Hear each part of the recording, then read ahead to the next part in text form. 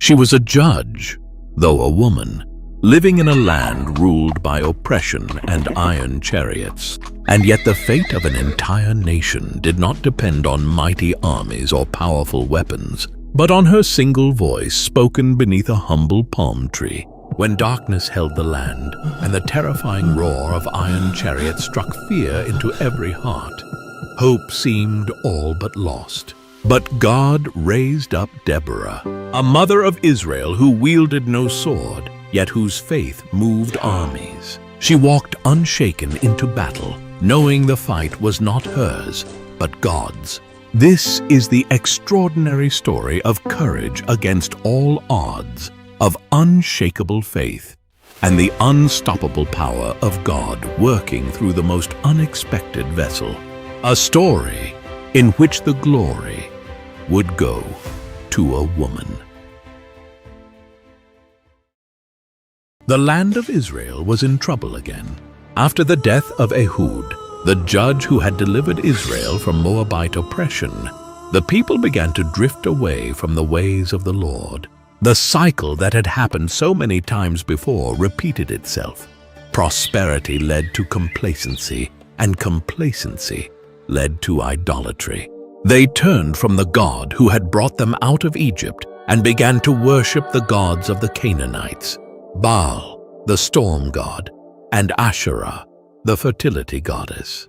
They thought these false gods promised rain for their crops and fertility for their flocks, but in return these gods demanded loyalty that drew Israel's heart away from the Lord. God, in his righteousness, allowed Israel to be oppressed as a wake-up call. This time he gave them into the hands of Jabin, king of Canaan, who reigned in Hazor in the northern region.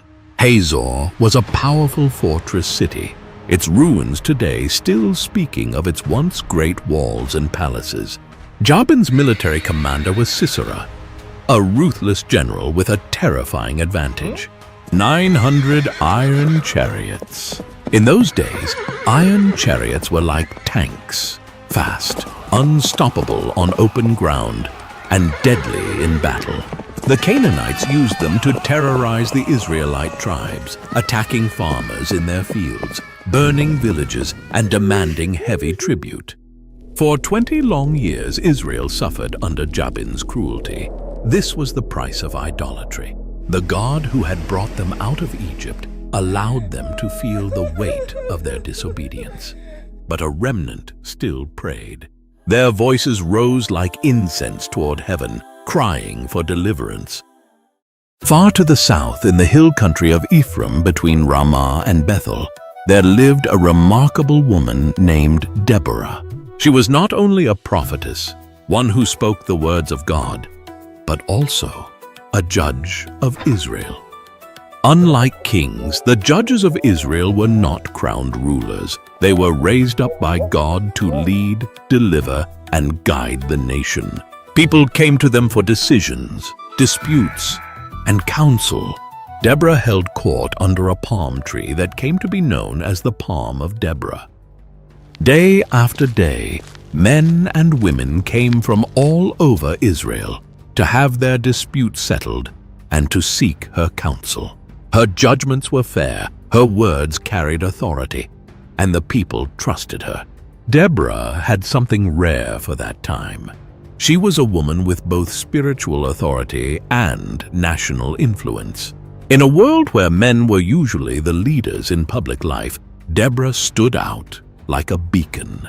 Her strength didn't come from physical force or military might, but from her unshakable trust in God and her ability to hear his voice clearly.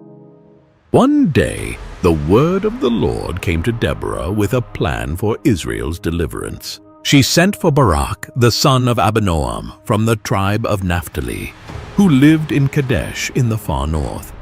When Barak arrived, Deborah spoke with the authority of God's command. The Lord, the God of Israel, commands you, go, take with you 10,000 men from the tribes of Naphtali and Zebulun, and lead them up to Mount Tabor. I will lure Sisera, the commander of Jabin's army, with his chariots and his troops, to the Kishon River and give him into your hands. Barak knew the danger. To face Sisera's army with its 900 iron chariots on open ground was almost suicidal. But Deborah's words were clear. This was God's battle plan. He replied with hesitation, If you go with me, I will go. But if you don't go with me, I won't go. Some see Barak's words as a sign of weakness or lack of faith. Others see it as recognition of Deborah's unique role as God's spokesperson. Her presence meant God's presence and guidance. Either way, Barak wanted Deborah beside him. Deborah agreed, but she gave him a prophetic warning. Certainly I will go with you, but because of the course you are taking, the honor will not be yours, for the Lord will deliver Sisera into the hands of a woman. It was a strange prophecy. In the warrior culture of ancient Israel and Canaan, the highest honor was to defeat and kill the enemy's commander, a feat that brought fame, respect, and glory to the warrior who accomplished it. To be told that this honor would go not to Barak, but to a woman was unexpected. Yet he trusted God's plan through her. By the way, if you find any of these videos interesting, meaningful, or enjoyable, please consider subscribing. These take a long time to make, and it really helps out. And if you love what we're doing and want to go a step further, you can now become a channel member. Your support helps us reach more people with God's Word through powerful animation. Just click join and be part of the mission. Barak sent messengers through the hill country, calling warriors from the tribes of Zebulun and Naphtali. From the hills and valleys, farmers laid down their plows. Shepherds left their flocks. They gathered weapons, whatever they could find, and they marched toward Mount Tabor, a steep, rounded mountain rising from the Jezreel Valley. Mount Tabor was a strategic choice. From its heights, they could see the surrounding plains and valleys, including the route Sisera would take with his chariots. It was here that Barak gathered 10,000 men, with Deborah at his side. Meanwhile, word reached Sisera that Barak had mustered an army. Confident in his military superiority, Sisera summoned all his forces, his 900 iron chariots and countless foot soldiers, and marched from his base in Harosheth Hagoyim toward the Kishon River, prepared to crush the Israelites once and for all. Deborah, Barak, and the Israelite warriors stood on Mount Tabor, watching the dust rise from Sisera's advancing army. The valley below trembled with the rumble of chariot wheels and the shouts of soldiers. Then Deborah gave the signal. Go! This is the day the Lord has given Sisera into your hands. Has not the Lord gone ahead of you? Barak led his 10,000 men charging down Mount Tabor into the valley. Normally, this would have been a disaster for the Israelites. Chariots could easily cut down infantry on open ground. But God had a surprise in store. According to the Song of Deborah in Judges 5, the heavens opened. Storm clouds gathered, and rain began to pour. The once firm ground of the battlefield turned to thick, sucking mud. The Kishon River, swollen by the rain, surged violently, washing over the plain and carrying debris in its rushing current. Sisera's iron chariots, the pride and terror of his army, became useless. Wheels sank deep into the mire, horses struggled, and warriors clung desperately to their mounts. What had been a force of fearsome strength became a trapped, chaotic mass. Meanwhile, the Israelite warriors pressed forward with courage and precision. They struck with fierce determination, their hearts steady and full of faith. Confusion spread through the Canaanite ranks, and the once fearsome army broke and fled in panic. The Lord himself fought for Israel that day. The enemy's power crumbled, and Israel's deliverance was complete, a dramatic testament to God's sovereignty and faithfulness. But the story wasn't over. Amid the chaos, Sisera saw that the battle was lost. Abandoning his chariot, he fled on foot toward the tent of Jael, the wife of Heber the Kenite. The Kenites were descendants of Hobab, Moses' brother-in-law. They lived in peace with the Canaanites, and Heber had even made an alliance with King Jabin. For that reason, Sisera believed Jael's tent would be a safe place to hide. Jael came out to meet him, her manner calm and welcoming. "Come, my lord, come right in. Don't be afraid," she said. She covered him with a blanket and gave him milk to drink. Exhausted from the battle and believing he was safe, Sisera asked her to stand guard at the door and tell anyone who came that he wasn't there. But when Sisera had fallen into a deep, exhausted sleep, Jael moved with quiet purpose. She took a tent peg and a hammer, tools that women in her nomadic culture were skilled in using to pitch tents, yet deadly in her hands. Step by careful step, she crept toward where Sisera lay under the blanket. With one swift, decisive blow, she drove the tent peg through his temple into the ground. The blow was final. Sisera never woke. Moments later, Barak came in pursuit. Jael stepped out of the tent to meet him, her face calm. "Come, She said. I will show you the man you're looking for." He entered and saw Sisera dead. In that moment, Deborah's prophecy was fulfilled. The glory of victory over the enemy's commander had gone to a woman. That day, God subdued Jabin, king of Canaan, before the Israelites. From then on, Israel grew stronger until they destroyed Jabin completely.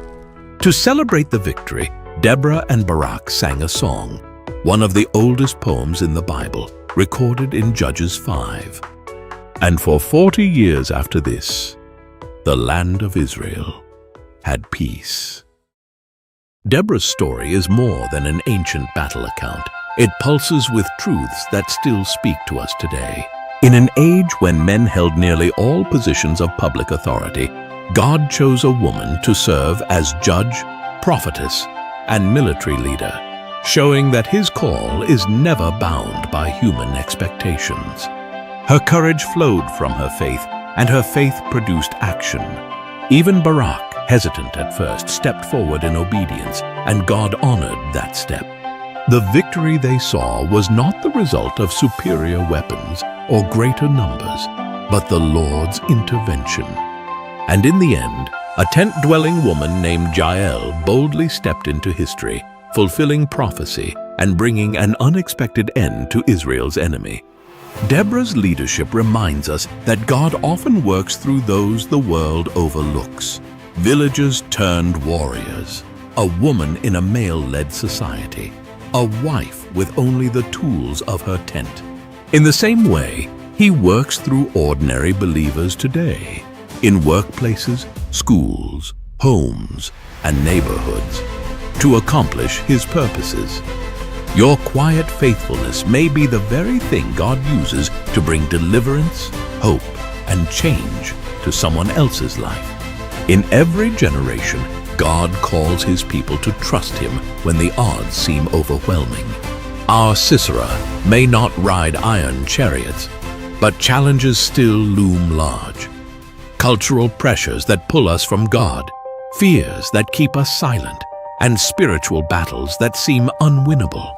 Like Deborah, we are called to stand firm in truth, speak courage into those around us, and move forward when God says, "Go." Just as God fought for Israel against Sisera's army, he fights for his people now, in battles seen and unseen, in victories large and small.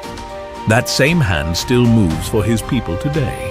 The real question is this: will you trust him enough to step onto the battlefield? Your faith, like Deborah's, Barak's, and Jael's, may be the very instrument God uses to bring deliverance, hope, and change in your life and in the lives of those around you. If you haven't subscribed yet, please don't forget to do so. It really helps us continue providing you with amazing videos like this.